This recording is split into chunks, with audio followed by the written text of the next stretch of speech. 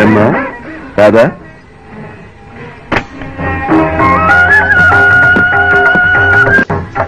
పంచభూతములు ముఖ పంచకమై ఆరు ఋతువులు ఆహార్యములై పంచభూతములు ముఖ పంచకమై ఆరు ఋతువులు ఆహార్యములై ప్రకృతి పార్వతి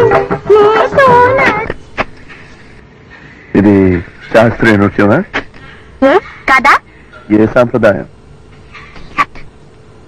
ఎన్ని సంప్రదాయాలున్నాయో కూడా తెలుసా నీకు?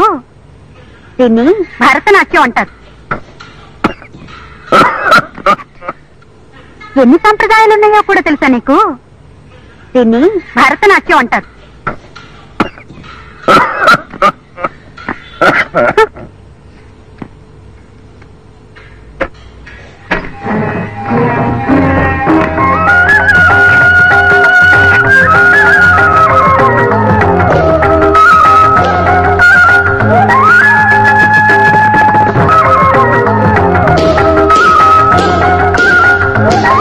పంచభూతములు ముఖ పంచకమై ఆరు ఋతువులు ఆహార్యములై పంచభూతములు ముఖ పంచకమై ఆరు ఋతువులు ఆహార్యములై ప్రకృతి పార్వతి.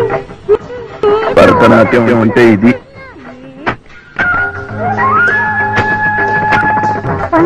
పంచభూతములు ముఖ పంచకమై ఆరు ఋతువులు ఆహార్యములై యథో హస్తస్తతో దృష్టి, యథో దృష్టిస్తతో మనః, యథో మనస్తతో భావః, యథో భావోస్తతో రసః. దృష్టి, మనసు, భావము చేసే కళల మీదే లగ్నమై ఉంటాడు. అప్పుడే రససిద్ధి కలుగుతుంది. నాట్యమయూరి.